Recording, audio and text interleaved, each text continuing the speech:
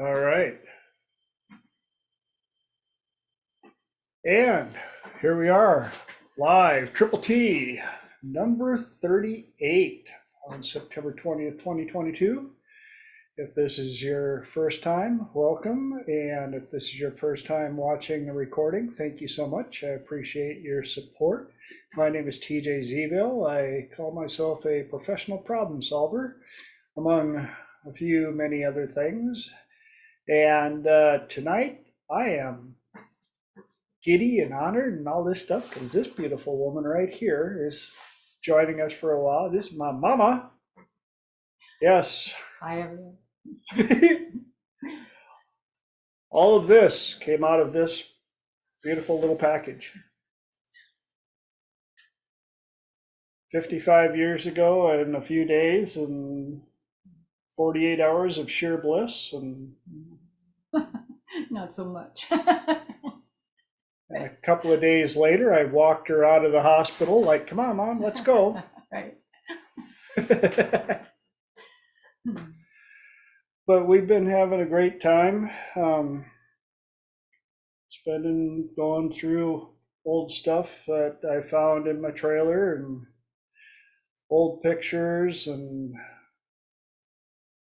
it's amazing how I ended up being the caretaker of the family archives, which good and bad. Somebody had to. Somebody has to. Yeah. But kind of brings in, how many other things do we keep inside of ourselves, like the family archives, when habits and energies and Mom, why do you cut the ends off the ham? Well, that's what Grandma always did.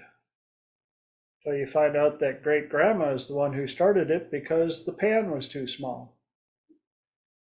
We never questioned it, we just kept doing it.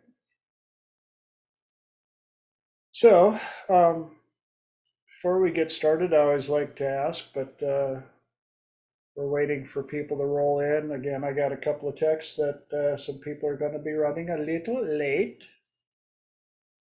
because they're in different time zones.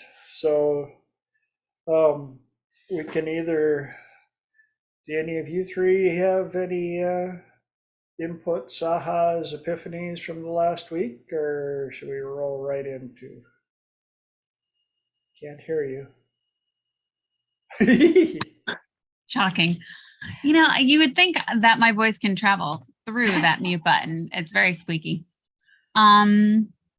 I had a fun kiss from the universe today. Something showed up in my Google Share file. It did not give my computer a virus, which is super cool. And it was, I know, right? It was something I had never heard of. And then I thought it left my profile and then it came back, and it's actually called the occurring process. So I'm going to see if I can share it with people because it was actually really, really interesting. All 5 minutes I got to dive into this. Holly, do you know about this? You popped on screen. Okay. All sorts of newness. That's awesome. How about you, Holly? Do you have any ahas, epiphanies, stuff over the last week? I mean, I'm still processing it, but that concept of right when you're about to have a breakthrough is the time that you feel like you're going to give up the most. So yeah, I've definitely been having a lot of stuff happen, and I'm like, okay, combination of that, got to remember not to give up. And then apparently what I call God thinks I'm stronger than I am. But you know what? I must be wrong, that must be right. So go with it. Right up. And that's a really good thing to remember, especially for clients when you get, some clients that come in and they are pretty certain that they are at the very bottom. And I know I've talked about this one client a couple of times that I got an emergency call because they were suicidal, and when they told me that they were at the point where they'd already written out their suicide note, out of nowhere, my reaction was, yeah, awesome. They were like, eh? I said, good. You've gone as far as you can go to the bottom without checking out. So timestamp that letter and start living as though you just died, and now you can start living the way you want to with no hey, I almost checked out. I'm gonna stop living for you. I'm gonna live for me. And I've always wanted to do this, or I always wanted to do that, and start doing it. We have the amazing Elijah checking in from across the way. Thank you for joining us, Elijah. So this will be fun. Our topics that I came across this week is narcissism bad? Pre-defusing bombs, and achieving nirvana without drugs. So let's get the ball rolling with is narcissism always bad?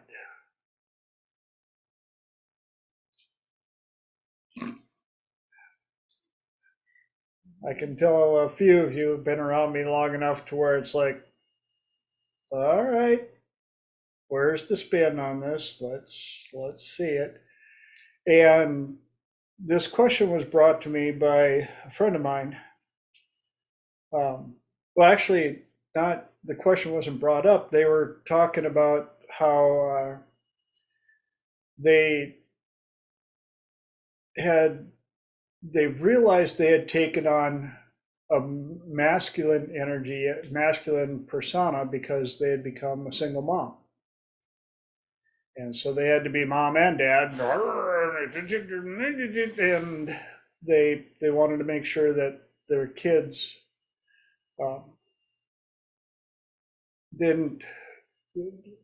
wanted to make sure their kids got, both sides, but they had to come through her. And at one point, of course, the rebellious young teenager who just appreciated being taught and looked after said, "It's all about you. You're such a narcissist." Huh? And she said she stopped and thought about it and started feeling bad about it a bit. She's like, "But I'm doing the best I can. I've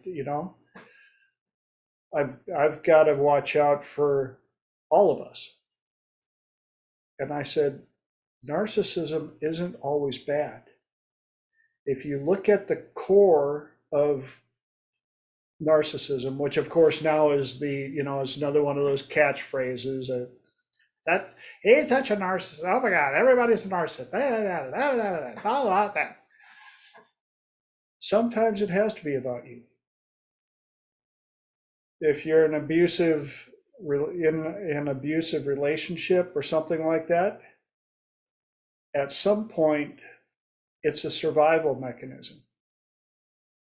Like, you know what? I'm done. I need to take care of me. I can't deal with you anymore. Boom.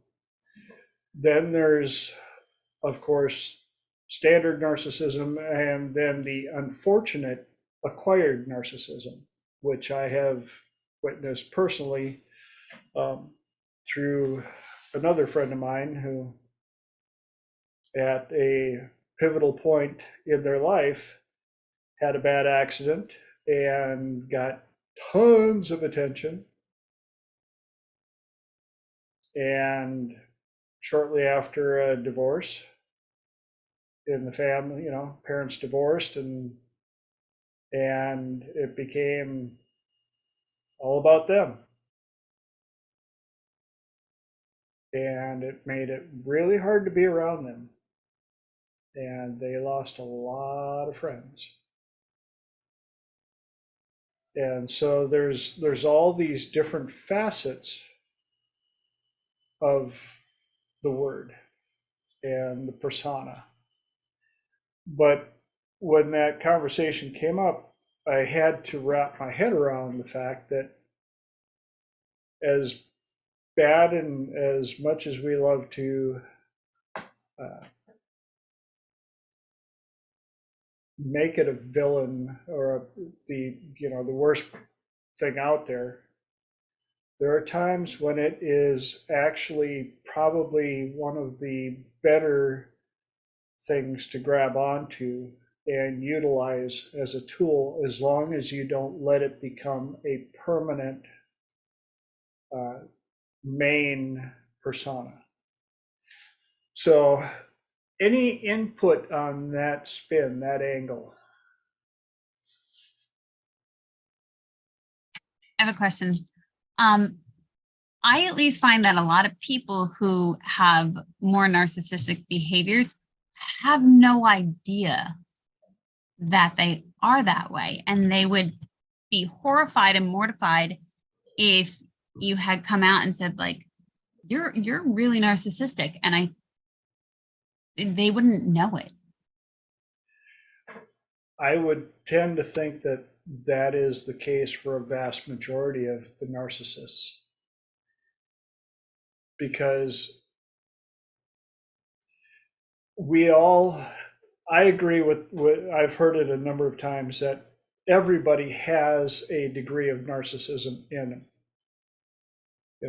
That's part of what allows us to survive. Because at some point we have to put parts of ourselves first.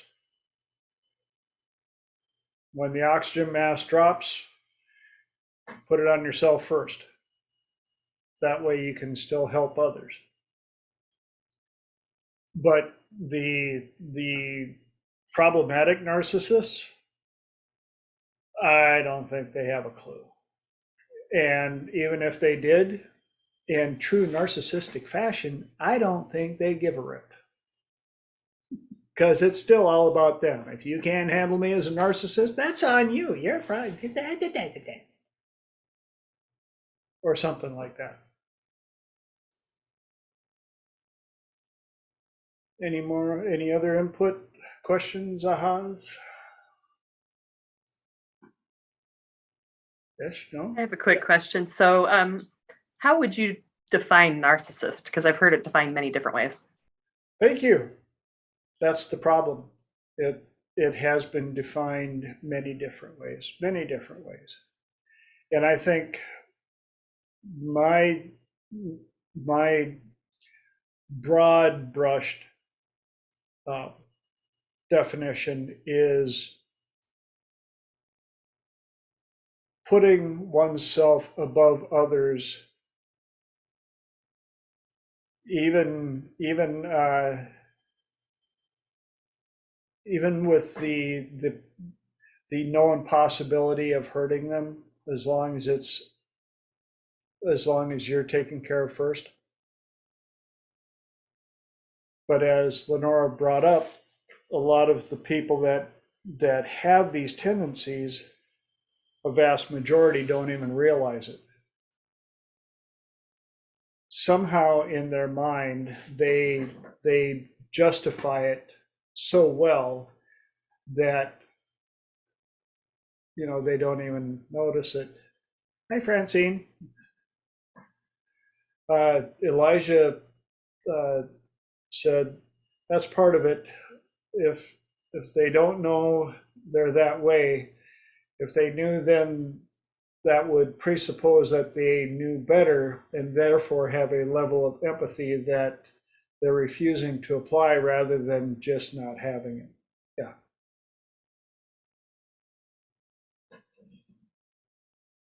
But again, sometimes it's brought on through outside actions. Sometimes it's brought on as a survival mechanism.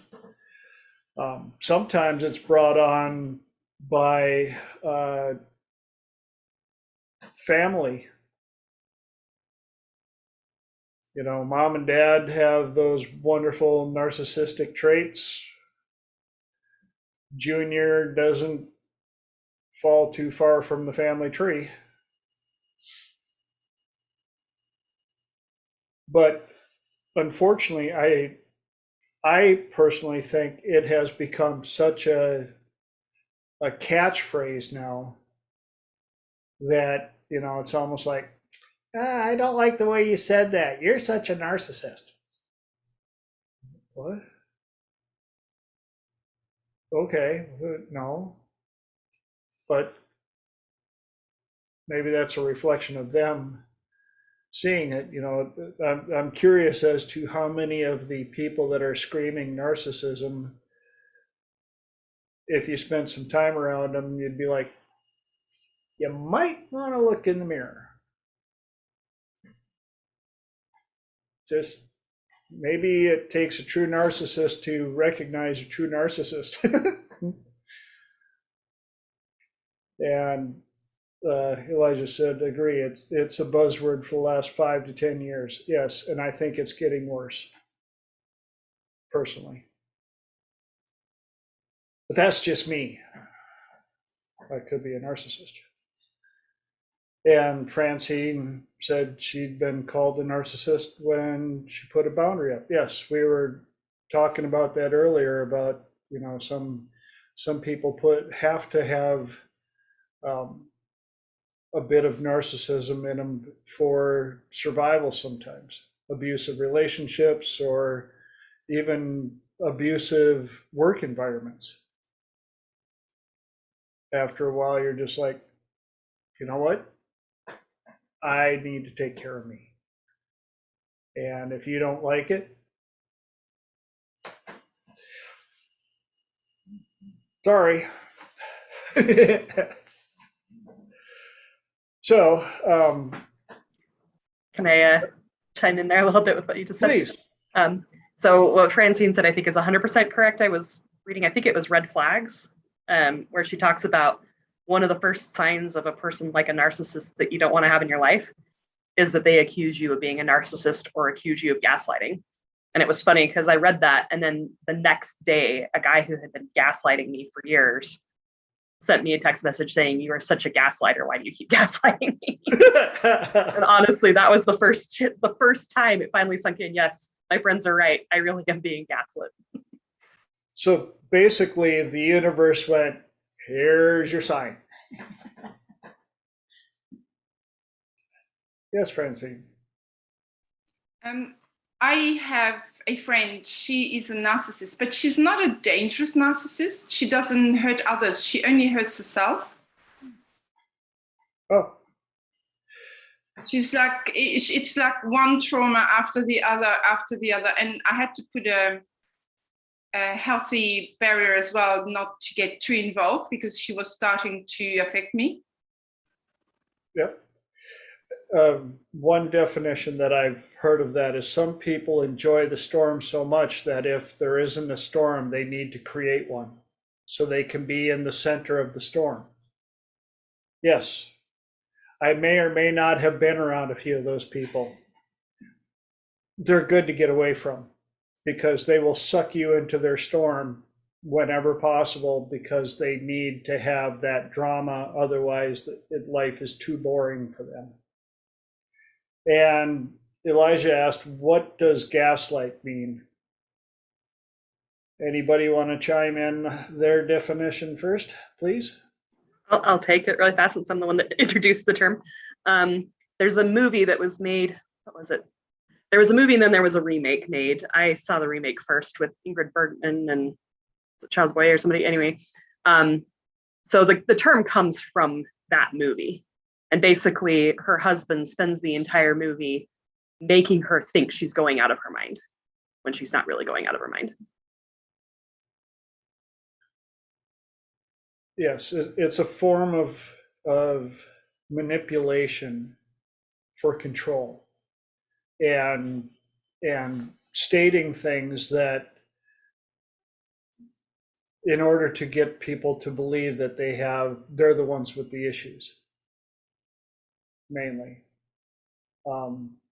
Very, very common in emotionally and verbally abusive relationships. You know, you made me smack you because of this thing that you do. You what? But they condition it into them to the point where the person believes it. Yes, it was my fault that he beat me up because I made the soup too salty.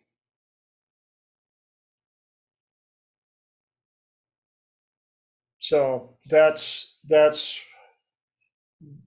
one of the forms of gaslighting. And it's devious, dark triad, nasty. So, and when you're in this field, it's good to understand what it is so that when you hear some of those catchphrases coming out of clients, you're like, wait a minute. Could you repeat that again? It was your fault he smacked you because the soup was too salty.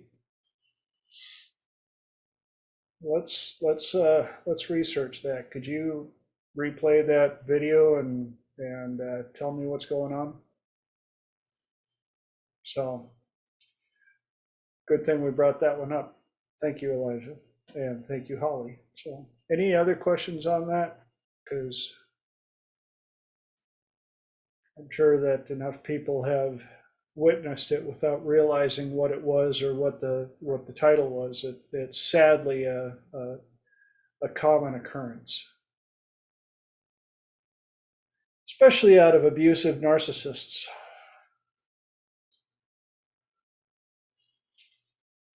And we're at 22 past the hour. Do we have anything else we want to add to this before we move on to the next topic? Bueller. If we do, you can always come back, because anybody who's been around me long enough knows that we chase squirrels around here anyway. I've got an entire 40-acre woods full of squirrels, and they run around free will. So on to the next topic. I call it pre-diffusing bombs. Anybody heard this expression before? It's understanding a conversation that you are going to have well enough that you can put together,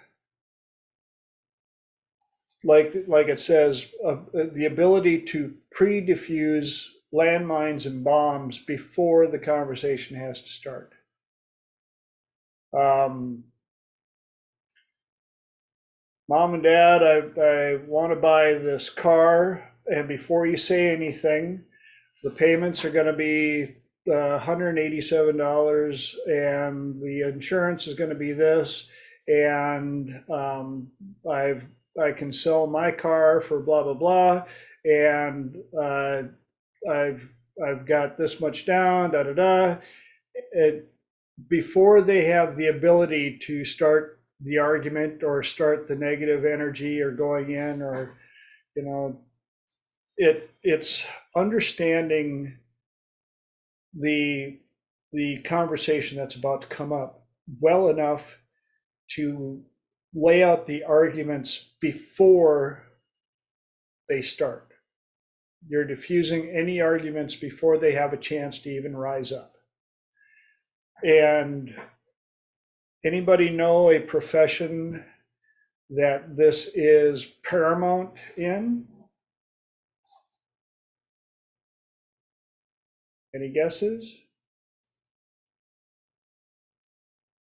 How about being a lawyer? Now, lawyers do this constantly. They have to. When they're setting up for a trial, they will sit, the good lawyers will, and I'm friends with some really good trial lawyers that that have told me a part about this process where they will literally get into the mind of their opponent and figure out how many angles are they going to attack me and my client at, so that I can figure out what questions, how they're going to try attack it, and then pre-diffuse these before they even have a chance to open their mouth.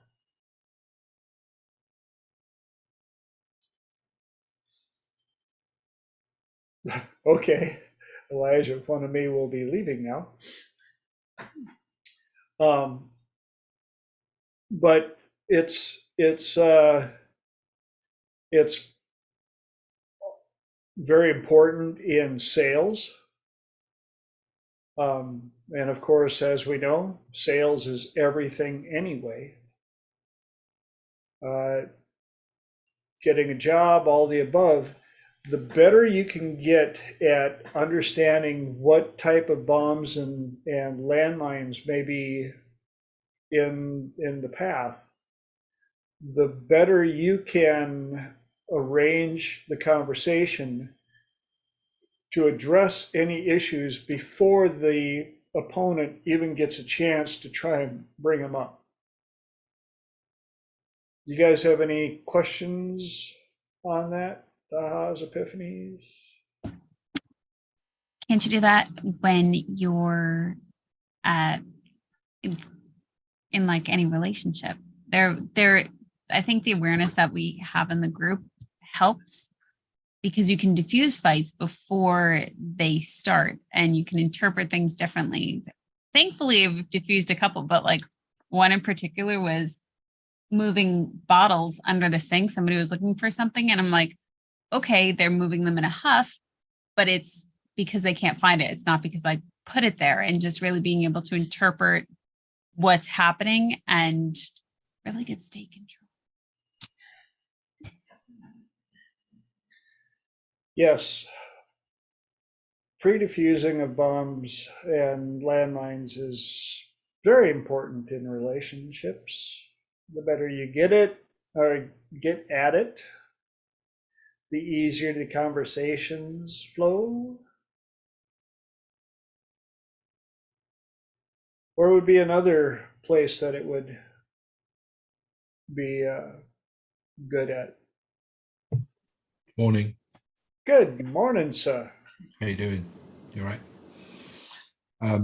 I'm reminded of a story I heard of a young lady who wrote her dad an email saying that she was flunking out college and that she'd gotten pregnant by this guy that she'd met, and they were moving to another state, and all this stuff was going wrong, and she went on, and then in the end she said, "Not really, Dad, none of that's true, but I am failing math, and thanks for keeping things in perspective."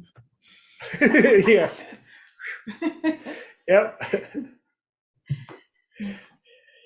Absolutely. That's kind of pre-diffusing, right, as well? I suppose. Yeah. Take them through the roller coaster of expectations so that the one that they would have had some issues with. I do this, I do this with clients sometimes where, because sometimes I ask like these funky questions with all the double knots and the triple knots and the kind of spin your brain. Sometimes I'll say to the client, I'll be like, in a moment, I'm going to ask you some bizarre questions. And if I ask you the same kind of question that you've been asking yourself or that other people have been asking you, you're just going to end up with the same results. So is it okay that I ask you some bizarre questions to the extent that we could get closer to your outcome? And they always say yes, right? And then I'll even say like, okay, bizarre question number one, and I'll say the question, and almost inevitably they'll be like, oh, that wasn't that bizarre. Because Yep. Like the moment I say I'm gonna ask you a bizarre question, they're like, okay, what's he gonna ask me? Right? And then I ask something that's relevant to whatever we're dealing with. It's a bit of a strange question, a bit of a trippy question, but it's certainly not the extreme that they were expecting. And so it's always okay.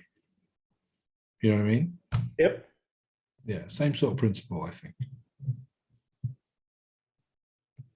Super cool. Everybody else got anything? I'll throw this out there. Is this similar to, it seems like 100 years ago, but in writing, they talk about a technique called lamp shading, which means that anytime you're doing something in your book that's a little bit bizarre, if you put that, they say put a lampshade on it, it means that you as the author are basically telling your reader, yeah, I know this was bizarre.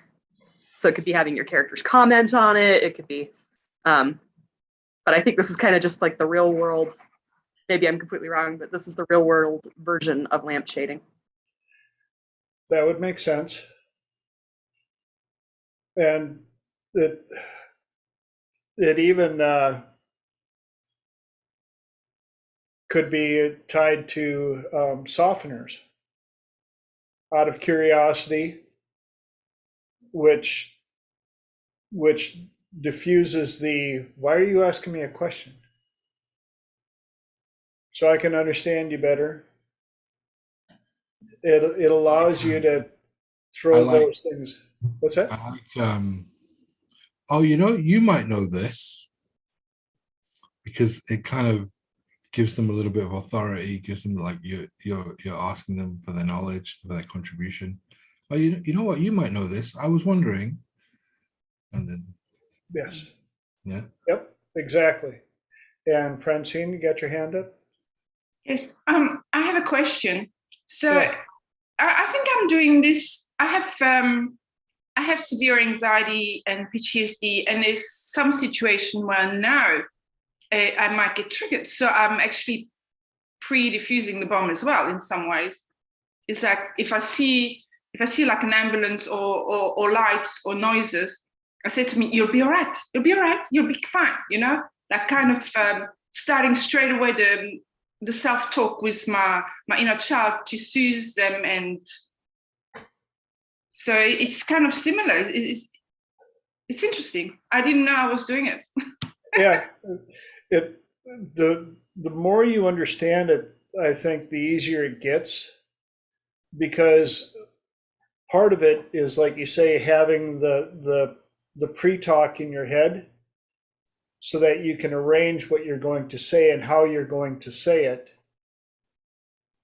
And it's a great way to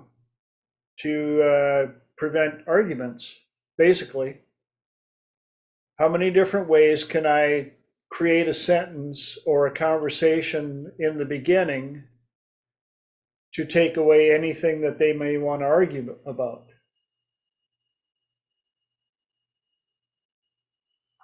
Get those topics, throw them out in the beginning, then it's taken care of.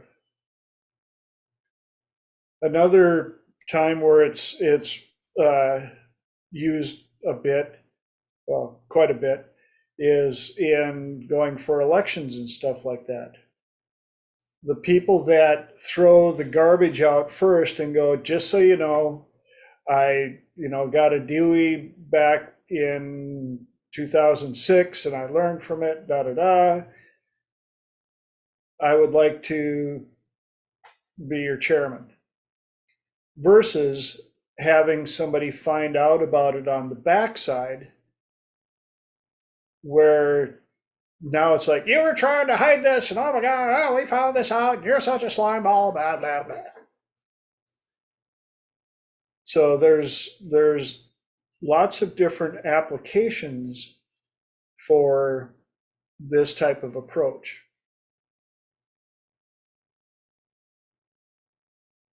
Any other input on that before we shifty gearsies? No? Nobody? Diggy diggy. All right. Well, on to the next one. Nirvana without drugs. Anybody want to take a stab on that one? Easy. I was going to say, is that drug of choice? That could be one of them, yes. I like Elijah's easy. We got to get. We learned it in the first week, so. Yeah, well, we got to get this answer out to more of the people that don't realize that it's capable. And I had a client today that, in clearing up a lot of stuff, they happened to have a massive breakthrough. And when they did, they said that all of a sudden they felt like they were walking inside of energy. Sky blue. It was almost, they said it was the equivalent of when you're flying in an airplane on a clear day. If you could just step out of the airplane and be in that weightlessness energy. And they I had them flow it through their body, clean out anything that didn't agree with it. And when they came out, they were still experiencing it. And so I had to lock it in place. But a lot of people, I think, either don't fully believe that it exists, or they think that it's something that's extremely hard to get to. And I can see some. Because, you know why they think it's hard to get to? Because they're looking for it out there. But it comes from in here. Yeah.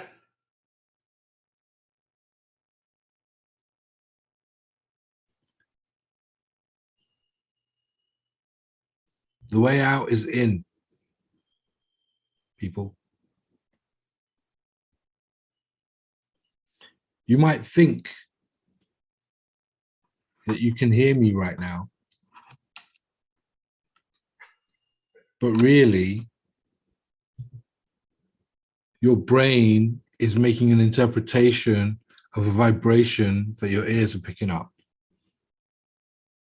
And you're making the meaning yourself on the inside. If I were to touch you on your shoulder, you might think that you could feel my hand on your shoulder, but really, it's a sensation within yourself, is it not? Everything comes from inside. And that's the thing. Like, if you believe in God, fair enough. If not, that's cool too. But God, source, infinite intelligence, whatever you want to call it, put it in the last place we were going to look. Because we went everywhere. We went to the moon, and we went to the bottom of the ocean, and we scoured the whole earth, and we checked everything with microscopes and magnifiers, and it's not out there. It's in here. Yep. And once you understand that, then the expression that fear and anxiety are pretending, because they neither one really exist. It's made up of possibilities of worst case scenarios that could happen. But in the quantum of possibilities, if there's worst case scenarios, there's also best case scenarios. And both of them are made up. But because of our wonderful predisposition to the negative, we love to torment ourselves with all the things that could go wrong. I feel so much better. I've come up with 100 bad things that could go wrong and I could die. And then I didn't. Oh, now I got to come up with 100 new things that could go wrong because yesterday, none of them did. I was so let down.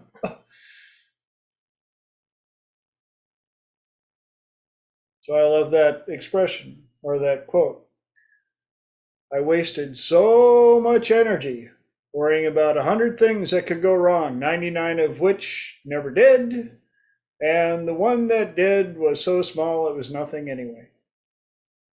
I'm thinking, well, hey, at least you got 1 out of 100. Yes, you put too much salt on your sandwich. It was a little salty. You got 1.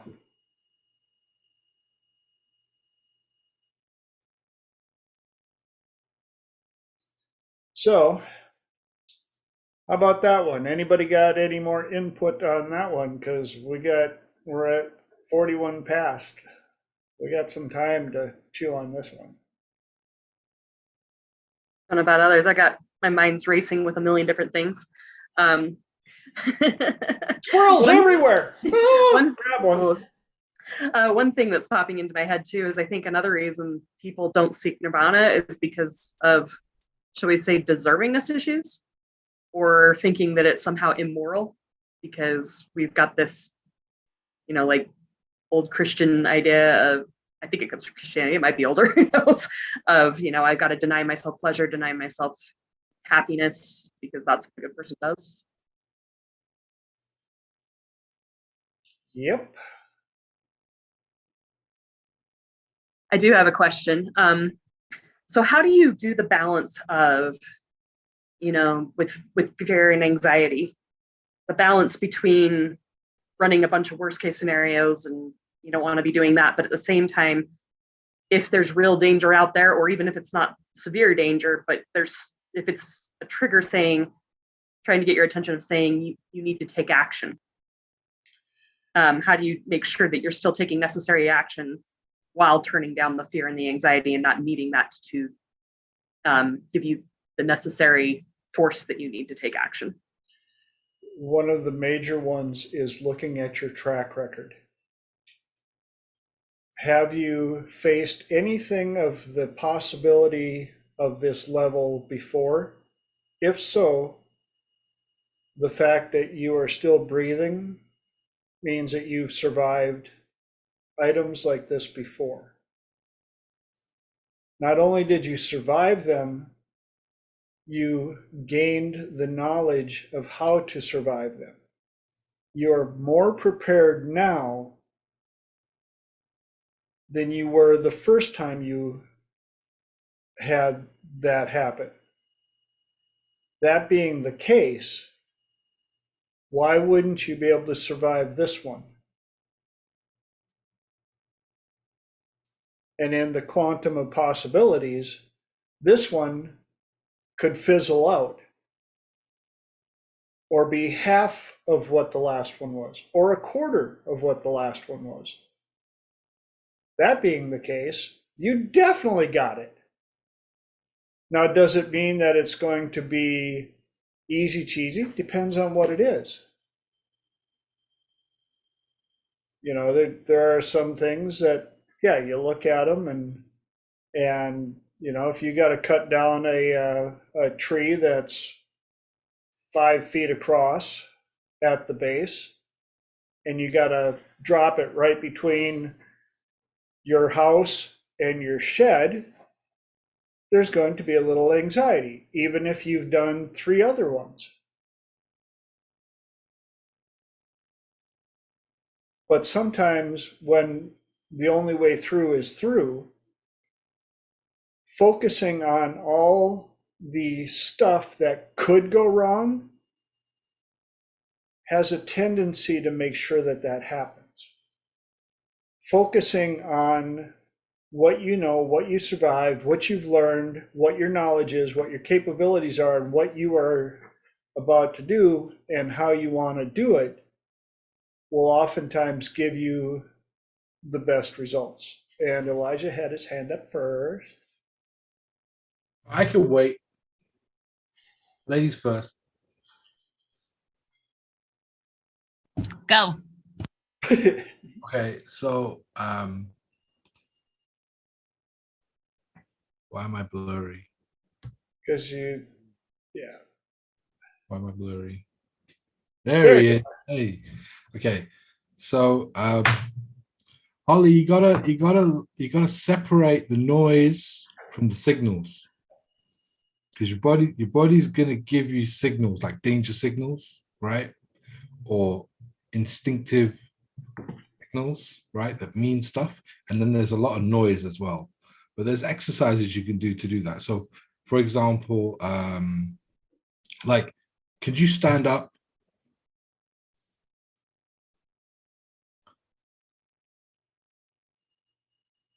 Are you standing? Oh, wow. You're really short. Congratulations. Sit down again. Okay.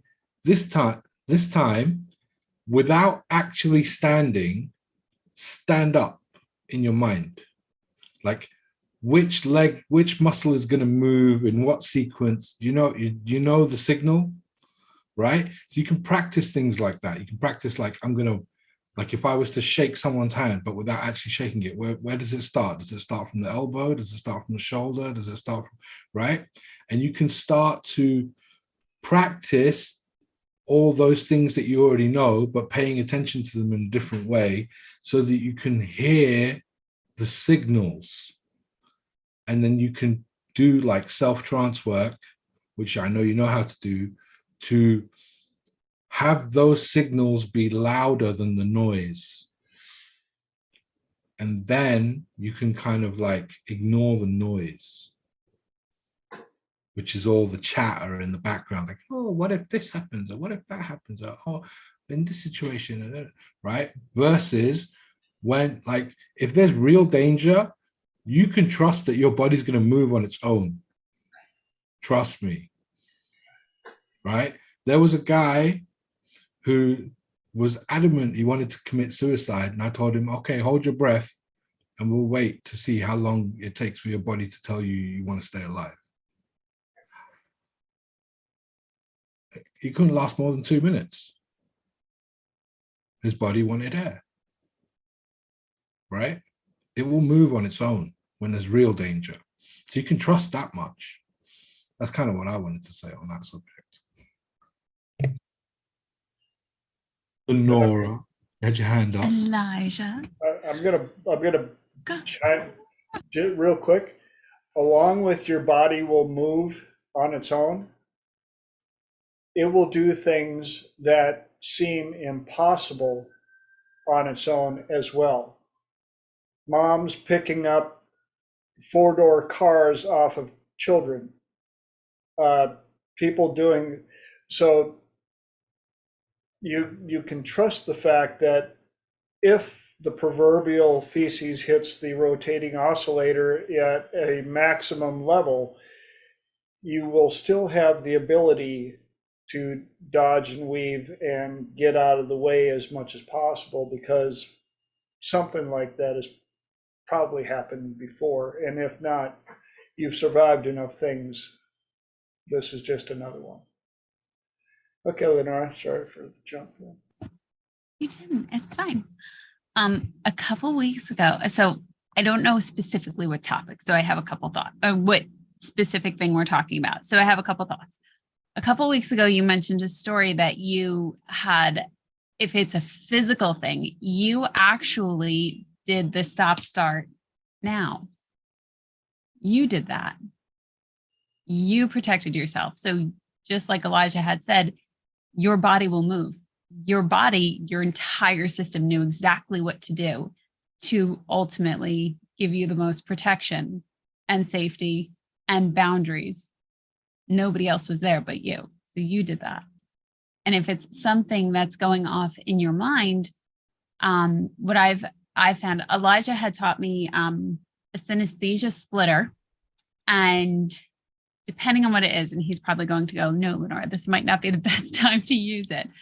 But depending on the situation that's coming up, especially if I don't want to call up somebody and have like a formal session, I'll work through it on my own, but diffusing the energy and getting control over that situation versus what I've done in the past, which is ignore it, try to drown it with something else of my attention, which was not good. And then it was still there afterwards. So finding that time to just say, okay, I'm going to take the 20 minutes and work through this. And yes, I will probably end up being teary-eyed at some point, but really working through it on that space. Because one thing that TJ had mentioned, if you don't get it in that moment, it will go and hide, and you might not be able to get it back for a little while to address it again.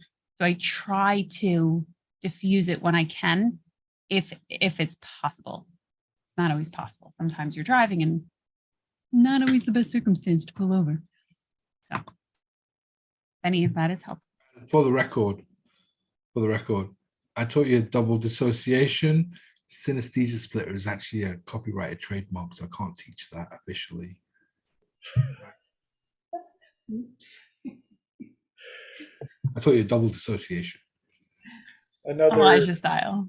Another thing that I was going to bring up real quick, caught the squirrel before it got into the woods, is be careful of self-fulfilling prophecy.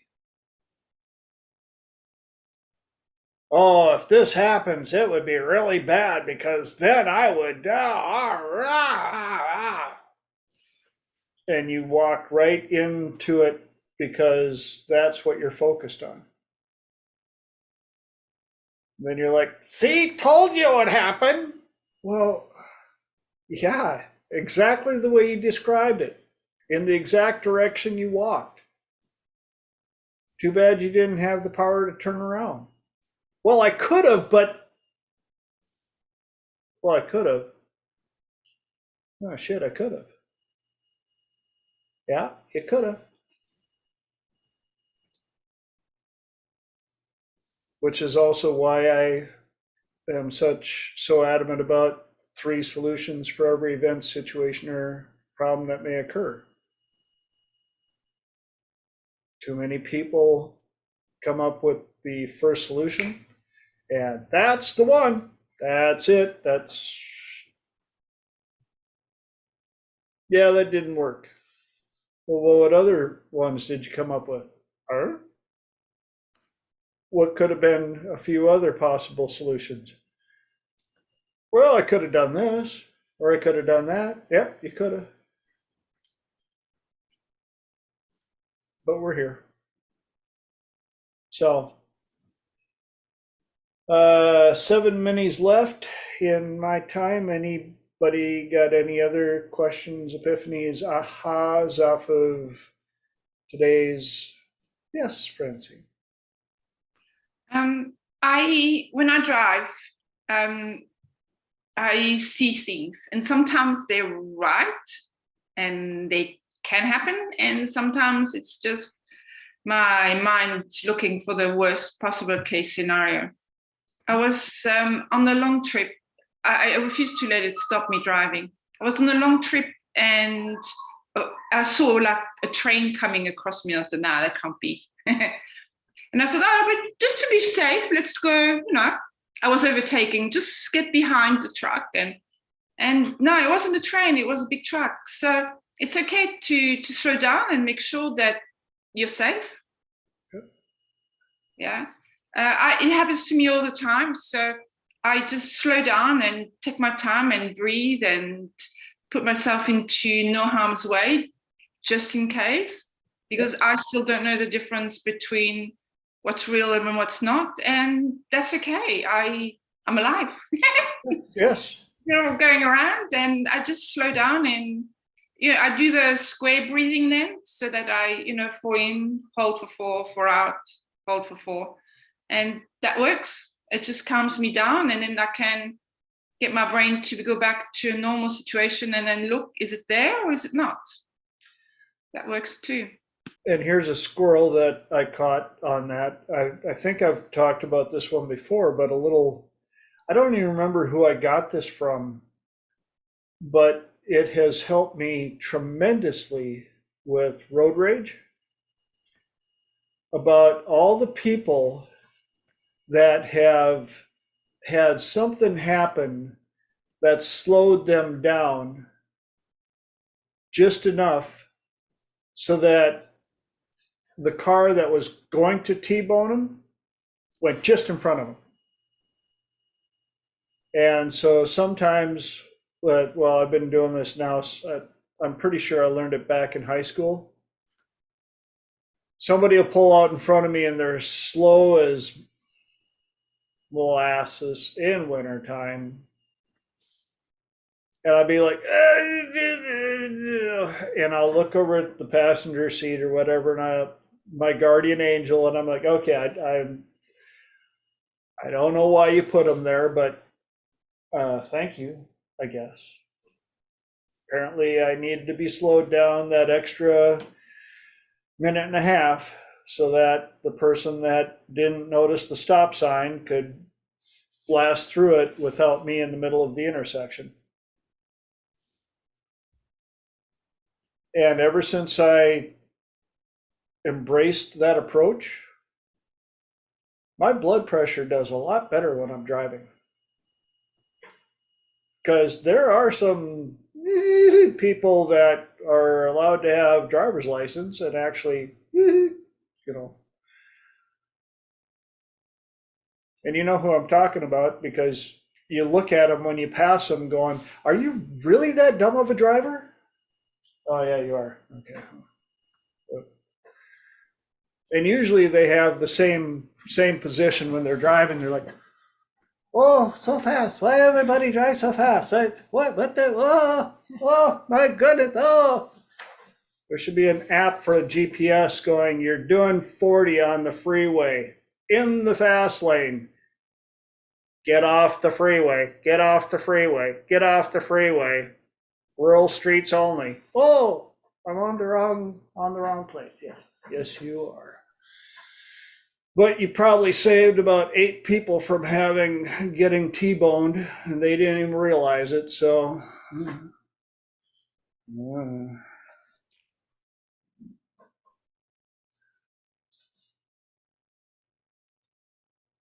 or I could be crazy. But so far I haven't been T-boned. Knock on wood. So now the dog just barked. Just kidding. That brings us 2 minutes away from the top of the hour. Any more questions, inputs, ahas before we run open mic and see what else you guys can throw at the platform? Yes, no? Bueller? I have a question for everybody. Perfect. But it's more like 8 o'clock, like 2 minutes away from the hour. So is that okay? Yes. Not quite into the 7 o'clock. Because nobody has anything else about. Question for you all. If fear and anxiety are pretending and love is the only thing that's real, how do you piece this together? With glue. No? Jelly? You're so certain about it too. I don't understand the question.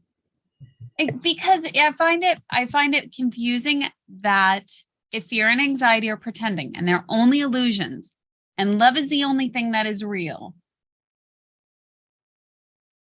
then love is also an illusion. Is it? Okay. Everything is an According to illusion. a couple of things, that's the only thing that's real. It's an illusion. Okay. Everything's an illusion. Everything is temporary. Okay.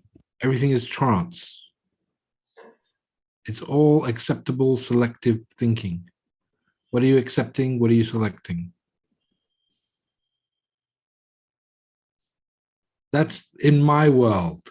Now, I'm not saying you have to do things my way. You don't. Everybody has their own way. You find what way works for you and stick with it.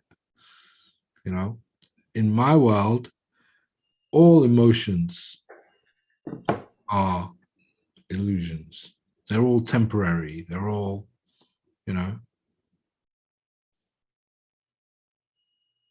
fleeting. I got a question. I hope I didn't upset too many people by saying that. Do you believe in the difference in the vibrations of the emotions then? Yeah, different emotions have different vibrations and different frequencies, different amplitudes. But yeah, they do. They do.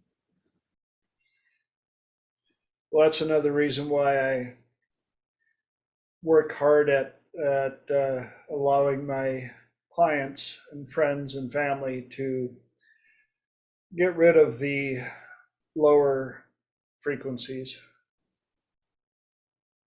which fear and anxiety are definitely, in my world, lowercase frequencies. Fear is not a bad thing. This is what gets me, right? Is that right? like fear, guys, fear is not a bad thing. No. Fear will keep you alive in certain scenarios. Yep. If you see someone looks dodgy and I'm not going in there, I think I'll go to the next gas station and fill up because that guy looked dodgy, and Yep. whatever. That fear kept you alive, right? It's not a bad thing. Sadness is not a bad thing, right? Anger is not a bad thing, because these so-called lower vibration emotions sometimes can get you moving. Like anger is not healthy, right? But to have a zero anger and be indifferent to everything is also unhealthy. Yes. Right? Anger could get you moving. Anger could make you put your foot down. Anger could get you to protect your boundary. Right? So it's not necessarily a bad thing. The question is, are you overusing it? Right. Has it become your habit? Because then it could be a bad thing. I heard a great twist on that one about fear the other day, about fear, when used properly, is a great emotion. Fear of becoming homeless will make you get your butt out of bed in the morning and get your butt to work so that you can have enough money to keep the roof over your head and food on the plate and the above. Now you balance that out with positive energy that you're going to have work, that you will have enough, but leave enough fear in there to where you don't want to end up homeless as a driver as well.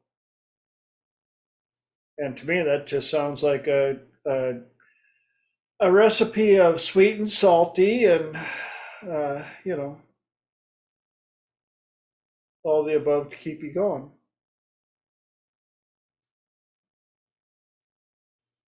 Did we I feel like we or didn't did we answer the make it question. muddier? We definitely did not answer the question. What was the question? I'm Purple. secretly waiting for Holly to chime in on this too, because I know what? I have no idea. I mean, one thought that does come through my mind, I don't know if this is useful at all, but like in some areas scientifically, we know, for instance, there's no such thing as cold. There's only such thing as heat, and cold is the absence of heat. Same with light and dark. And yeah, same with dark. Wouldn't that be the same with love? You could have love and absence of love. If you assume that love is real, and you could say other things are absence of love. I don't know. That was the only thing that's coming to my mind. I'm still thinking. The eternal What conundrum. was the question? I don't know. If we assume that because I got stuck on the illusion part, and there was something about piecing things together. If we were saying if things like fear and anxiety are just pretending and they're not real, and if you make the assumption that love is real, How do you put that together? How do you reconcile that? Why do you need to reconcile it? What's not reconciled? Or how do you understand it? Maybe those weren't her exact words. That was my word.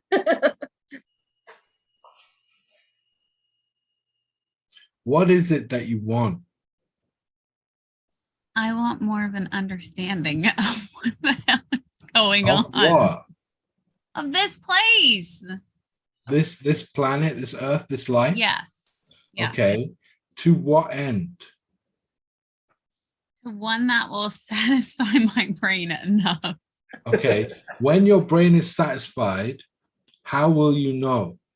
Because then I will feel like I have the ability to better play the game. Oh, okay. Which game are you playing? Game of life. Is life a game to you? Doesn't it seem to be? I'm just asking the questions. Sometimes I think it is. Sometimes Okay. I think it's very real, and other times I think it's just a game. And you feel you don't understand how the game works? I would like more of an understanding. I do have some understanding. I would like more. Okay. How much will be enough? When it makes sense. When I go, oh, okay, that makes sense. Okay. And when You that keep coming up with the here's questions. no, wait. When that makes sense, will there not be then another question that follows? Perhaps there will, but at least this Isn't one part will be of the journey satisfied. the not knowing and the finding out? You see, it's like I read recently that, you know, we always talk about like being and identity and being. I heard it's not even about being. It's about becoming. See, now I think it's about observing. Okay, it might be. That's okay. I still have more questions. Okay, I've got. Are you understanding this better now? No. You're not. Are you? You're not. No, you're not. Tonight on Triple T, What's Wimbledon not to rematch. understand? For me, not knowing is like the thing. Like there's no way you could possibly know what's going to happen in the next 3 seconds. Pineapple, right? There's absolutely no way you could know what's going to happen. Okay, so there was a quote that, because I know you love uncertainty, and it said, embrace uncertainty. Some of the most beautiful chapters in our lives won't have a title until much later. But you love uncertainty. That's the thing. And then that led me down the rabbit hole of become- other ones about uncertainty, where you can actually gain control for a Here's the period of thing, time, right? and be really excited about uncertainty, because it just depends on which side you're focused on. Yeah, because like one of the best things I did was to develop my belief in uncertainty. That was one of my biggest accomplishments, right? And here's the thing, when I truly began to believe in uncertainty, I actually got the certainty that I was craving, because I became certain that nothing was certain. Right? That each moment is unique and that anything could happen. And that I don't need to know what's going to happen next in order to get my outcome. Squirrel. John C. Maxwell had a great line on this, was when you're driving your car at night, how far down the road can you see with your headlights? But you still drive because you know the destination is out there. And you're following the road the best you can, even though your headlights only show you so much of what's in front of you. And the faster you go, the less you actually see of what's in front of you. So you're certain of the destination you're heading to, but you can't be certain of what's between the end of your headlight capability and the rest of the road that's ahead of you. Hello, Fran. You just missed Wimbledon. You'll understand when you get to watch the replay. But Lenora, you want to read the question to Fran now that she just jumped in with none of the background and see what her take is on it? All right, Fran, you ready? We're going deep. My question was, if fear and anxiety are pretending and they're false evidence appearing real, and it is said that love is the only thing that's real, how do you make sense of all of it? I don't even know if that was the actual question, but it's still because going the question. universe is full of coexisting contradictions and we just got to enjoy it. Fran for the win. Bravo. I have been thinking about it if you want a little bit more too. So a couple things. First of all, I think, so remember one of the Hermetic principles talks about that all paradoxes can and will be reconcilable. So there might be paradoxes we don't understand now, but so I think it's true. I think all of the things we've been saying are true. I think it's true that nothing's true or nothing's real. It's also true that everything's real in another sense. It might also be true that love is real and fear and anxiety are not real.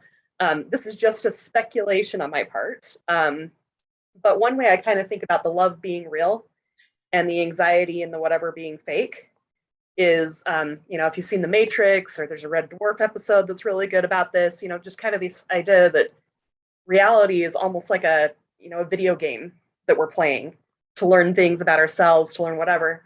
And maybe, possibly, love exists outside of that video game in eternity. Once we're done, this is a finite existence, but in eternal existence, love is real. But anxiety, fear, anger, all of these things have to be brought in because they're elements of the video game. But once we're outside of that video game, they cease to exist. And they're elements of learning. Otherwise, if we were totally blissed out and having a wonderful time full of love, how would we learn anything? How would we evolve? What's the point of being here?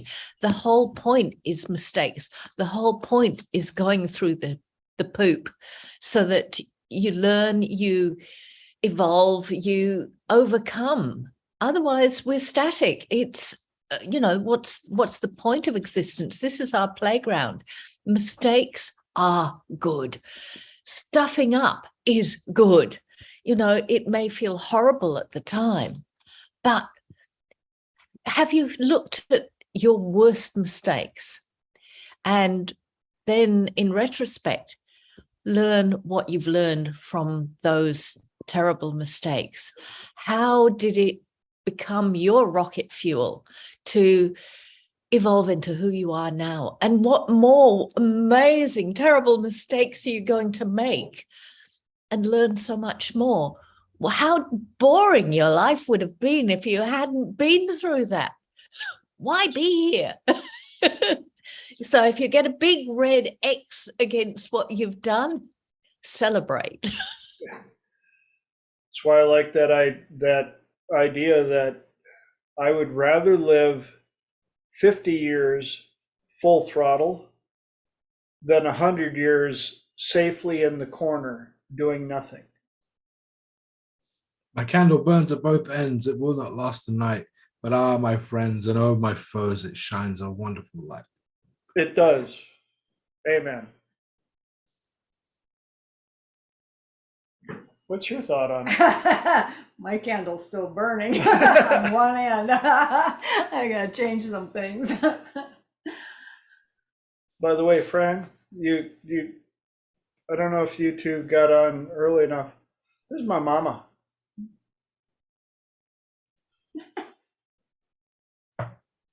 You're on mute, Fran. Hold on. We can't hear you, Fran. Muted. Muted. I wasted that wonderful set Yes, of I words. was reading your lips. It all looked so We good. felt it. I wanted to hear it. I was going to say, I did catch up with you last time and I was so impressed. You are so gorgeous. And I didn't realize that you were TJ's mama. I was thinking, oh, sister. So you're absolutely gorgeous. Oh my, thank you. Actually, yeah, there have been a couple of times that I got in trouble when I was young because I was out at the shopping mall with some other lady. I'm like, when? Well, I heard you were out with some lady and went to dinner and everything with her on like Saturday. And I'm like, that was my mom.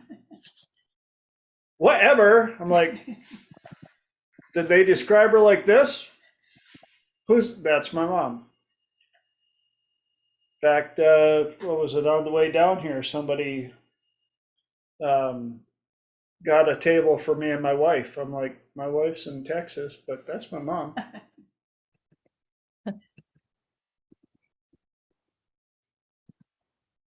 So,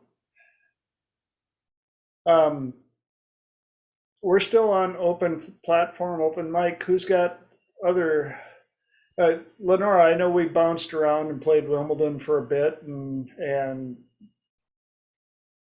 anybody else got anything else for Lenora quick, or you got another question for us?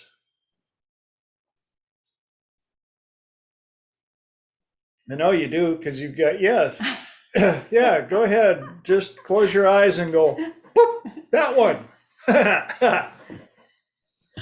I'll give somebody else a chance. I'll come back give us around. one we can actually answer. Ooh. All right. Throw a question at him that he can actually answer. Answer. That's why. Yes. That's why the Stephen Parkhill book is not as. The title is not as catchy in real English because it's answer cancer, right? But it's not. It's like if you say answer cancer, it doesn't rhyme. It's not as catchy over here. You Brits, you've got that flow. That's why James Bond can't be portrayed by some guy from Texas. Could be, as long as he went to acting school. Yeah, I can just hear that now. Yo, Goldfinger. Now all of a sudden, Bond is from Jersey. What? Ooh. Nothing wrong with Jersey. Oh. I'm scrolling through my questions trying to figure out, and I clearly have not cleaned this out because I was like, oh, I did that one. Yeah, I did that one. So clearly I need to clean up my phone. What if fear and anxiety were born out of love? I'm going to need more. Like, Well, they're not fear the comes antithesis. from like the fear of losing the love or not having the love, or anxiety comes from like, you know, again, it's like the same way Holly was saying about light and darkness and heat and cold. Like, it's the absence of the love that causes the fear and anxiety. What if you thought about it that way? So that puts it into yin and yang. Which is the principle number 4. That's the one you were talking about, right, Holly? Principle 4. A bit, but I mean, so I was always told that fear is lack of faith. So I don't know if faith is a form of love. Just there's a way to reconcile that. Right? There's 3 strongest emotions, according to Napoleon Hill: love, faith, and sex. 3 strongest forces known to man and woman, mankind, I mean. Or you have the 3 Fs, but of course, I'm not supposed to say all of them. The fight, food, and the other one. Those are the 3 drivers. Friendship. at a Oh, higher okay. level. Okay. What do you think? No, she doesn't. I don't think you like that answer either. If you want to throw it in there too, it could be born out of love in that, taking the video game analogy again. Somebody, like I've been told, like you could have the best life ever, but if you didn't know what it was like to have a bad life, you wouldn't appreciate it. You wouldn't understand it. You wouldn't even know you had it. And so the love is, I want you to see how beautiful things are going to be. But in order to do that, I have to create this video game where you see how bad things could theoretically be if these didn't exist. Spot on. You need the contrast. You need the contrast to appreciate what you've got. You need the drama or over drama to appreciate the tranquility. You need the sour to appreciate what's sweet. People that have been born into families where the ideal family, they have to go to the trouble of creating all their own dramas because everything's too easy. We've got to have the drama, got to have the contrast. Otherwise, I'm keep getting driven back to the evolutionary side of things, that you've got to have something to push against to build your muscle, to build your strength, whether it's your emotional or spiritual muscle or your drive muscle or your overcome muscle. We all need our own hero story of facing the unwinnable situation and winning anyway, even if we're a bit dented on the other side.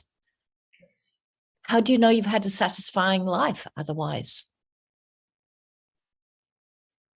There we got two hands up. Francine was up first. They did some research about, and they planted in some desert. They made like a beautiful glass house with perfect temperature, and they grew trees and plants. And then they noticed that those trees and plants, the root system wasn't strong. Because if you look at by the sea where it's really windy, especially here in Australia, some of the trees are like that. And you look at their root system, it is deep, it's strong. So yeah, you need challenges in life to build person. I know sometimes it's I wish I didn't have had all the shit I grew up with, but in some ways it shaped who I am. And even I haven't been in a good spot over the last years. I'm growing stronger out of it. Okay. And I don't regret anything. Yeah. Thank you for sharing that. Lenora. This is going off of Fran's saying you need it. So now my question is, do you need it, or can you observe it and you've just been told that you need it? Because even if you listen to certain speakers, they're even saying, even in the quote unquote thing that we label as a struggle, that you can really observe it and move through it easily, but we almost play into the fact that it might have to be a struggle and we make it harder. I've made it harder thousands of times on myself. But what if we're just told that we needed to make it harder because you were raised to think that that's how you earned it, that's how you deserved it? Well, look at the evidence of, you have a teenager, you love that teenager, your child very much. You give them their first car.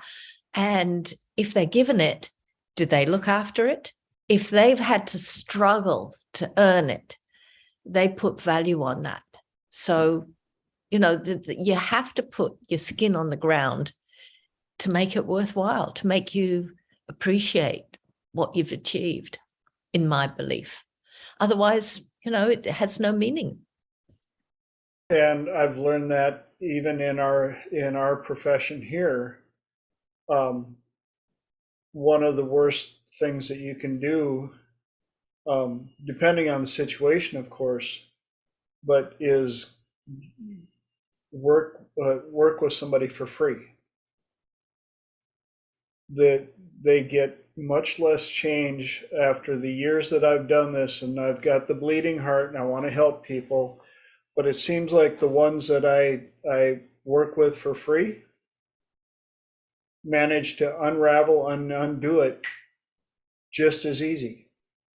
And my high paying clients, they've got skin in the game, and they are getting change work huge.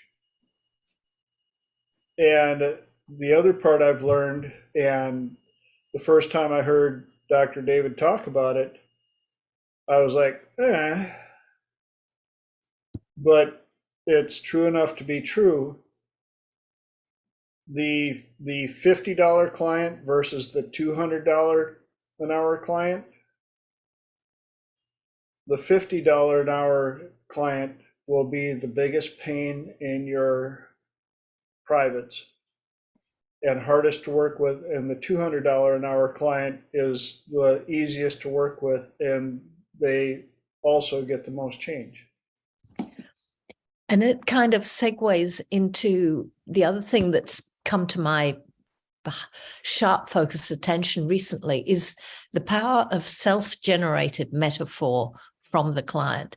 That if the therapist gives you a metaphor to fix it, it has got about 1/1,000,000th of the power of the self-generated metaphor. The power of self-generated metaphor and just staying with that is huge. So, you know, again, that in its own way is skin in the game. Yes, Dr. David said it, and I hope I get the quote correct, but they won't always believe what you tell them, but they will always believe what they generate themselves. Holly? So I think we're once again in the paradox situation where both are true again. Because yeah, I think that there are definitely times the only way we can really truly understand it is to go through it. But just kind of as a really trivial example, you have to be in dark to understand light. But how much dark do you have to see to understand light? So, you know, I think that there are a lot of times that people think they have to suffer to get something. Somebody who thinks they have to suffer to get $80 an hour is going to suffer to get $80 an hour, while somebody else who thinks it should be easy to get $1,000 an hour is going to get $1,000 an hour. Yep. But notice neither one of them is going to do nothing probably. I mean, they may do nothing later on. It may be something that they worked early to get, and now they're just getting the fruits of their labors. But anyway, yeah, I'm kind of rambling now. But you get yeah, what I you think both are true. believe. you get what you believe. That's true. But when it comes to really understanding your client, you know, I'm involved in emergency services and volunteer fire brigade, and I'm in the peer support team. And when people have gone through traumas within the course of their work, they want to speak to people who've actually been through the poop themselves, that really get it. If you don't get it, they're not interested in talking to you because you just don't understand. Same with veterans. You need vets to help vets. Yep. It's the only way that works, because other people, you know, professionals just don't get it. So, you know, you're wasting your time. Or else you have to understand enough of what they've gone through to speak their language. And they need to be able to hear that you speak their language and that you've invested not for your own gain, you've invested out of true concern for the community. Francine, you had your hand up. I'm not sure who said it, but someone said also that you have to not stare into the abyss, but gaze into the abyss until you actually see the end of the tunnel or the light. I think it was Jordan Peterson, I'm not 100% sure. I found that was very interesting as well, that you have to look at it. And if you want to help people who have severe trauma, you have to have some kind of understanding of trauma. You can't help someone with the vets, you can't help the vets with I've seen so many therapists. I have PTSD. I've seen so many therapists who, instead of helping, make things much worse. Yes. So yes, you need to be understanding where they come from and how does it feel. You need to not try. You need to walk in their shoes for a mile before you can actually help them. Yep. Otherwise, it's just pointless saying, "Oh, I have experience with PTSD." No, you don't. Yeah. It's skin in the game again. You know, if you've had skin in the game, you talk that, they know that you understand it and get it. And, oh, sorry, it's gone. I'll come back with it. Elijah shared the anti-squirrel. What's that? The anti-squirrel. Would you read your what the quote that you put down, Elijah? It says it's a poem by Jesse B. Rittenhouse. It's, I bargained with life for a penny, and life would pay no more. However, I begged at evening when I counted my scanty store. For life is a just employer who gives you what you ask, but once you've set the wages, why, you must bear the task. I worked for a menial's hire, only to learn dismayed that any wage I would have asked of life, life would have willingly paid. Yeah. What a concept, huh? Because, like, how much money do you think the chairman of Coca-Cola made last year? Right? Now, is that person like orders and orders of magnitude smarter than you or I? Right?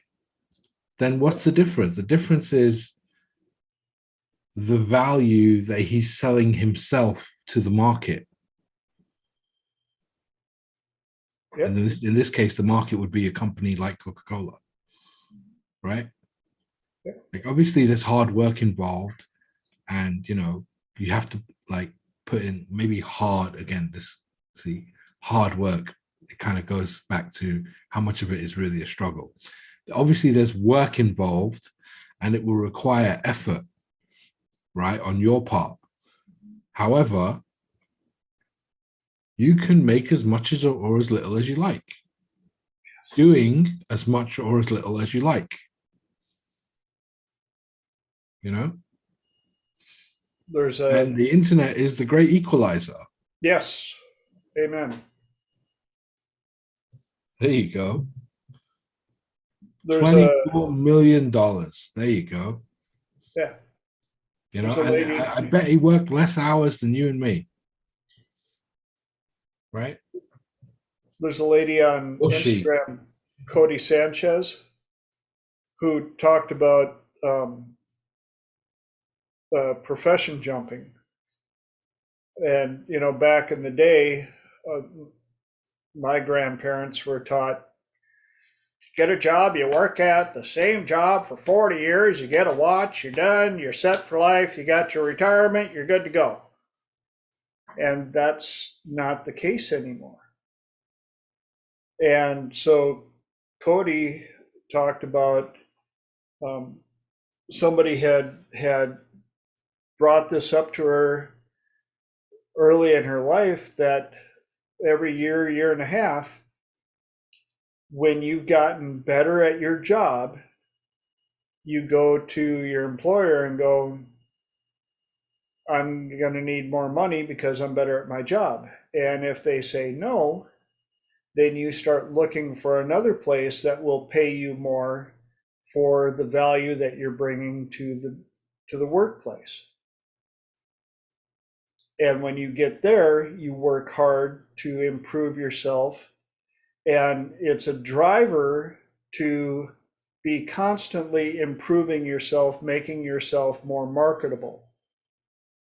It's also a driver to keep on the lookout for somebody who's willing to pay more for what you bring to the market, versus locking yourself into the same job for the same pay But it seems kind of interesting how when they find out that you can do more, they have no problem giving you more.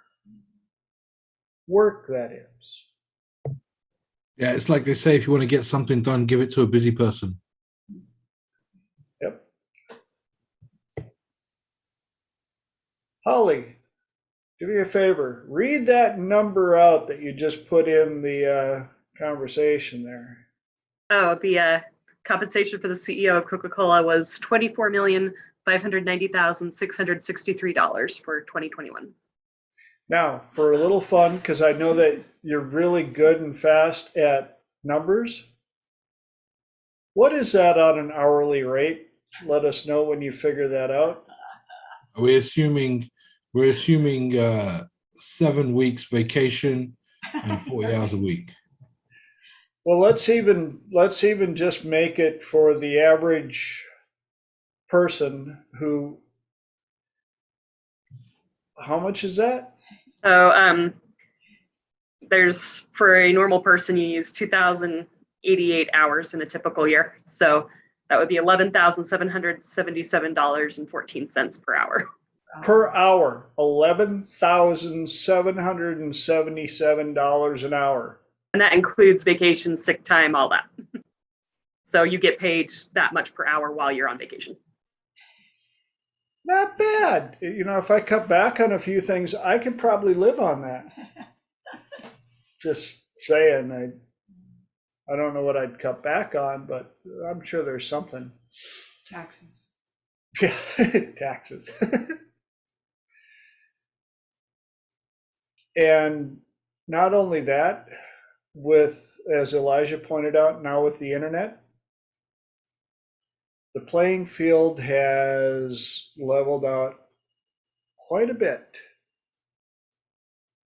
And there are 17-year-old multimillionaires. You saw the guy who made Wordle, right? Made what? Wordle? Oh, Wordle, yeah. Like, and he sold it to New York Times. Like, there you go. He was like, I think 17 or 18 years old, something like that. Yeah. You know, it's a worldwide phenomenon. The other thing about Cody Sanchez, that really inspired me to follow her, is she does this thing called boring income and points out all of these different types of income that people don't even think of, but they're out there. And the last one she pointed out was mealworms. And you can actually order a mealworm starter kit from Amazon, and they reproduce like crazy. And I forget what she said, it's capable of producing per month, but it was like, what?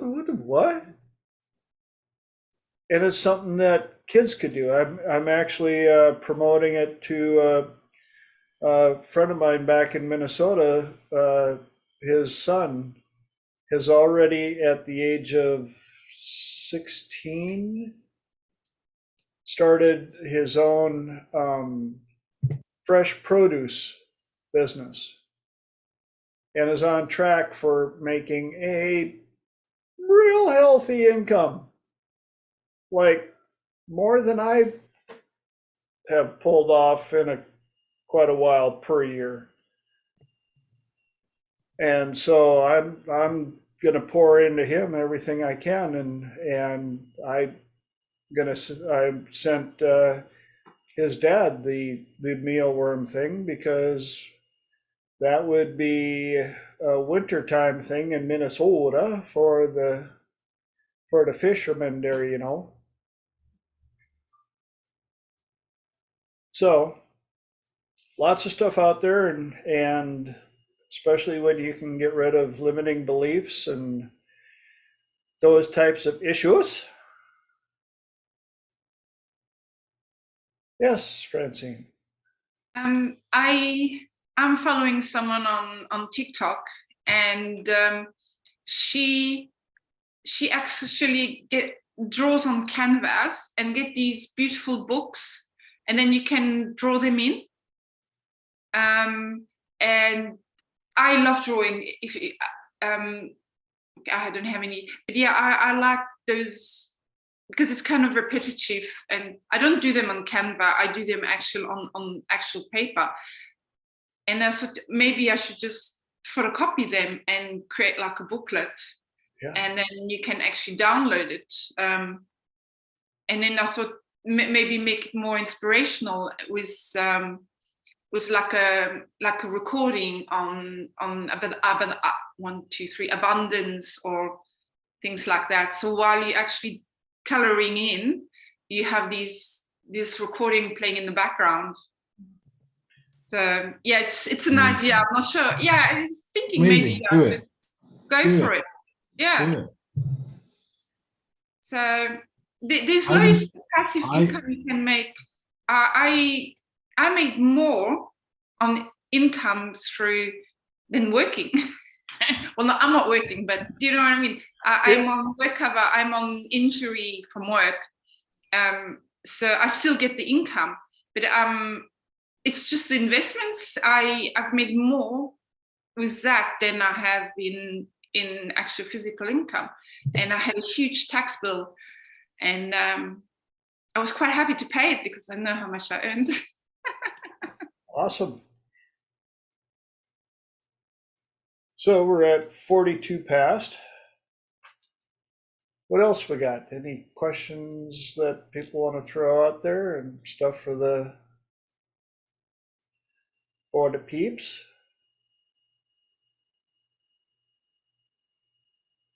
Bueller, silence. Come on, I know you guys got some questions, some stuff you would like to bring up. You just need another squirrel to run with. Yes, right? Otherwise, I'm going to have to go through. I have a question. Please. You were talking about income. How is it bad not to charge? Because I don't feel comfortable charging others for hypnosis. Charge. Yes. I don't feel comfortable charging people for hypnosis. Well, Because, Francine, you don't feel comfortable charging because?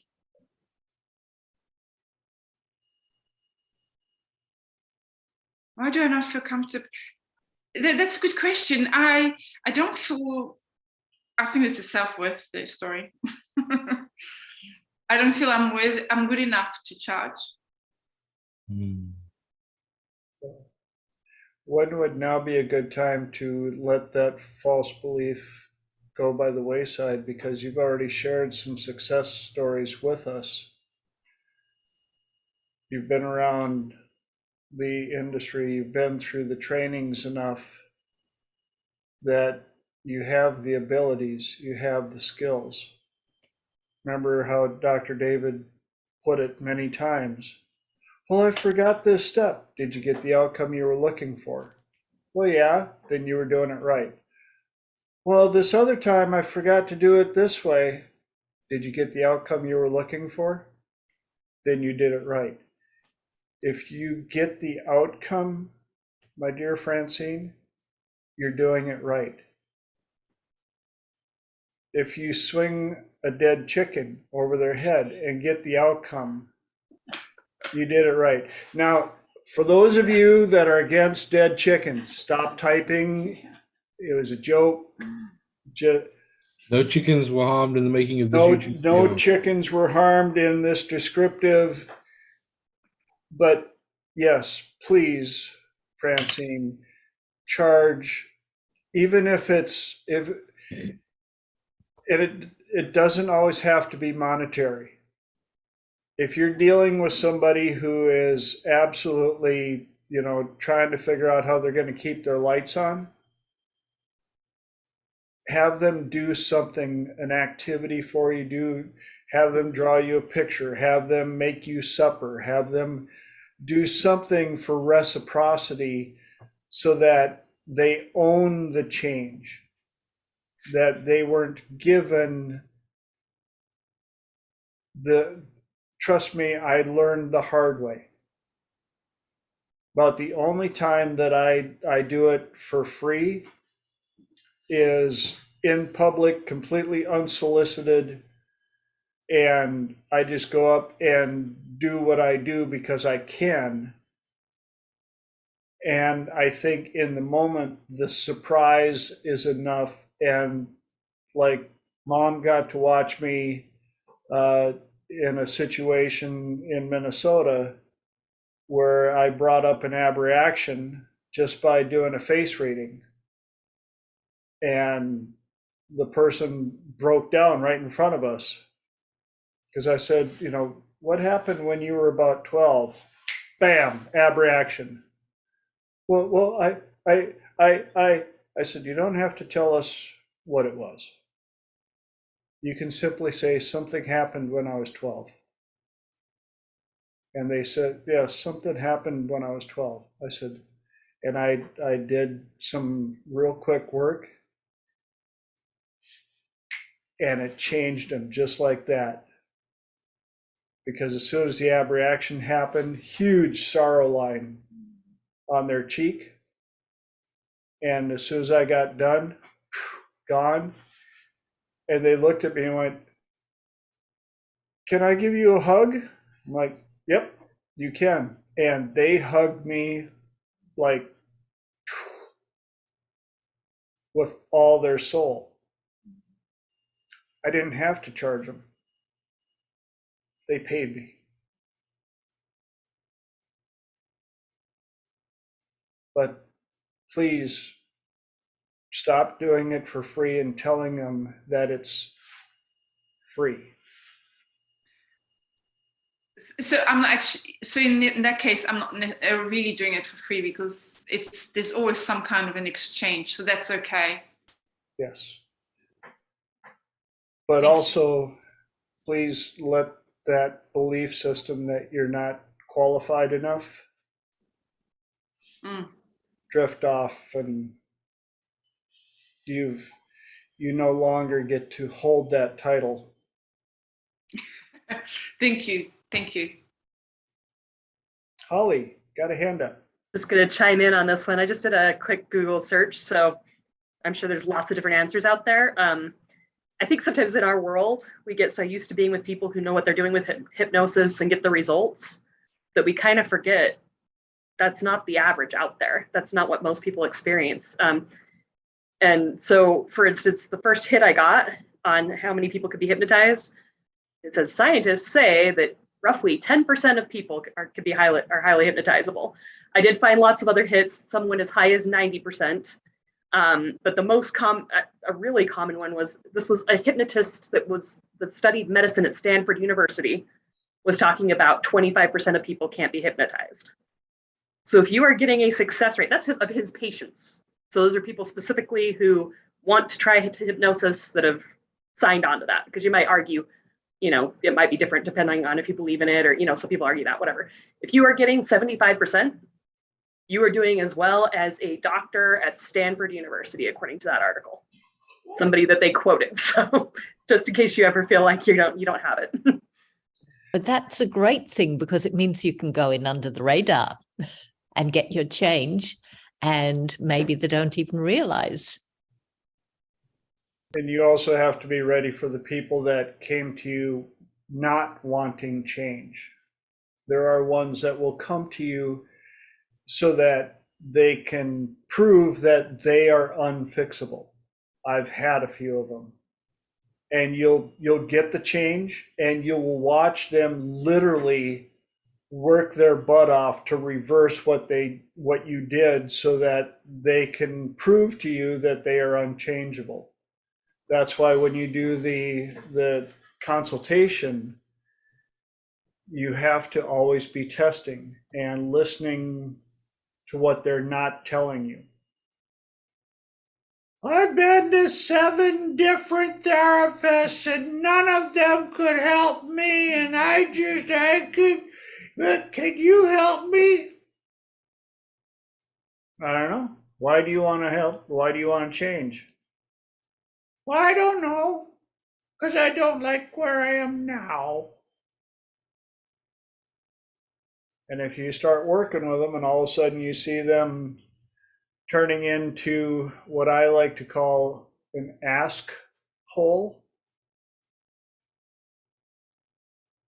and they're asking advice and they're asking how to fix this and how to do that, only so that they can tell you the 12 different reasons why each one of your solutions won't work.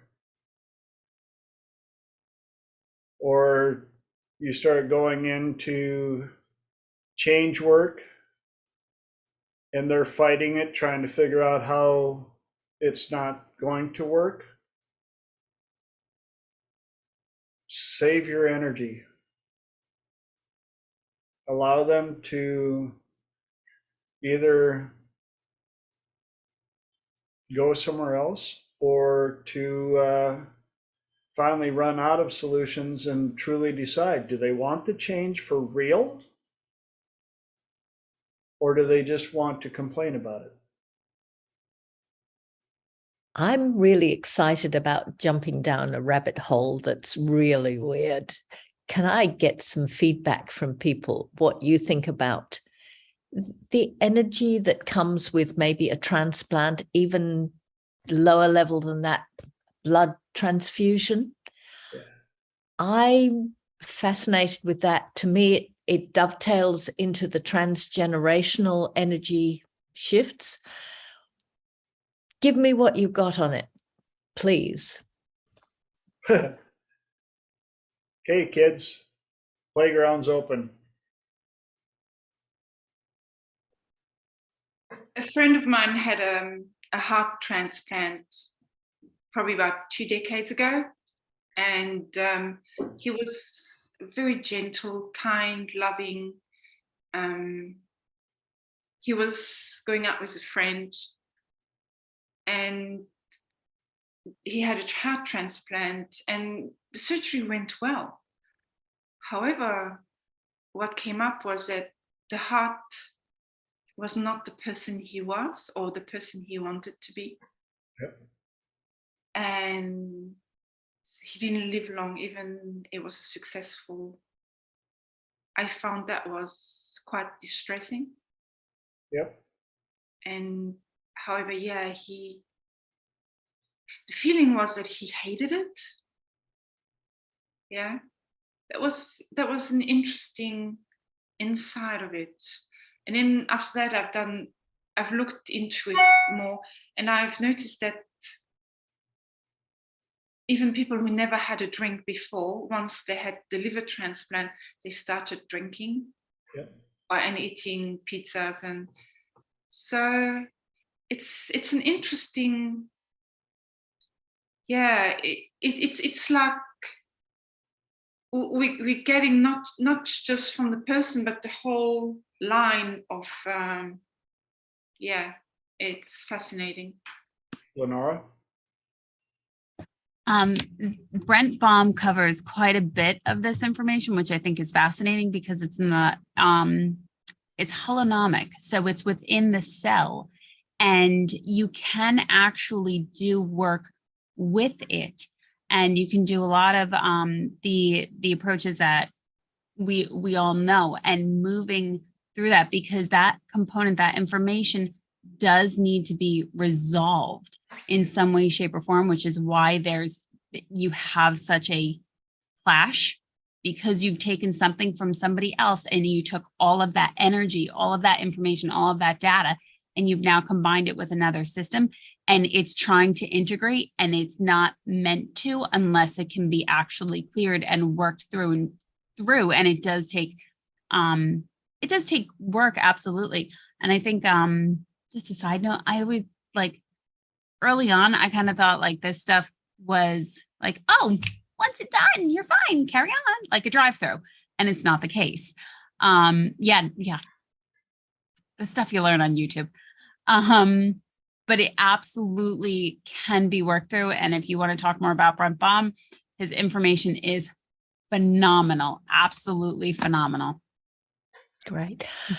I brought this topic up because at our last hypnosis meetup, the Australian group, I got the group to work on me on something that is really hard to pinpoint. I believe, I'll backtrack. Has anybody heard of disappearing twin syndrome, where at the beginning of a pregnancy, there are two embryos fertilized and one kind of gets absorbed or disappears along the way? It's medically recorded and it's medically documented that this happens, but when and how is a bit hard to put your finger on. What happens to that energy of the other embryo? Does it get absorbed into the mother or the other embryo? And what happens to that energy? Well, I asked the group to help me because I believe that I had something like that happening. And the symptoms of it were that I felt I did not have a right to exist. That was the experience in me. And it had been messing up my life since the first thing I can remember. And I feel at last that that's actually been resolved, again, by self-metaphor. And I can't give you the exact mechanism, but there's an awful lot that we don't know that we're being affected by, that we're not just dealing with you, we may be dealing with your history, your family energy, your family traumas, maybe a disappearing twin energy. And then again, if you've had transplant or transfusion, or what about even vaccinations?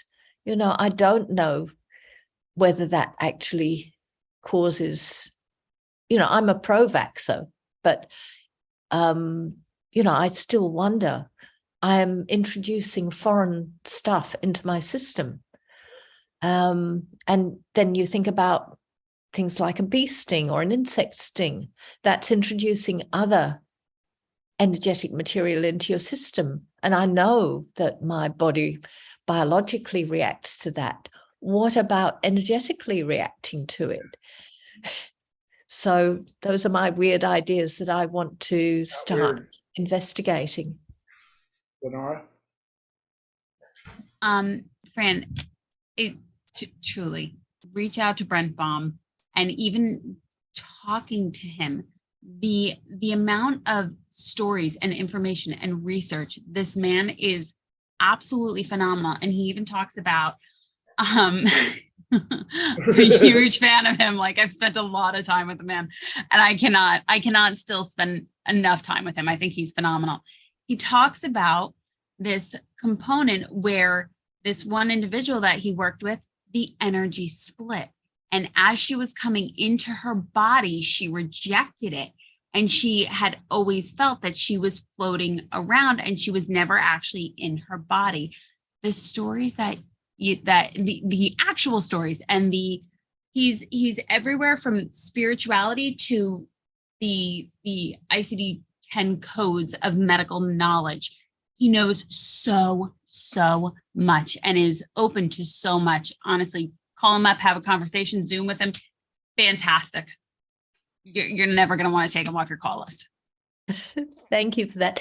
And his name, sorry, can you spell his name for me so I can look him up? I'll type it into our chat. Brent, Brent, Baum, Baum. I can give you his email and phone number. And he wrote, yeah. I agree with everything she said. I've spent time with Brent, and he did some work with me, and so, and it, Fran, with what you brought up, there are so many documented stories about people receiving a transplant and personalities and lifestyle changes that followed that were inconsistent with the person's life beforehand. And when they traced over to where the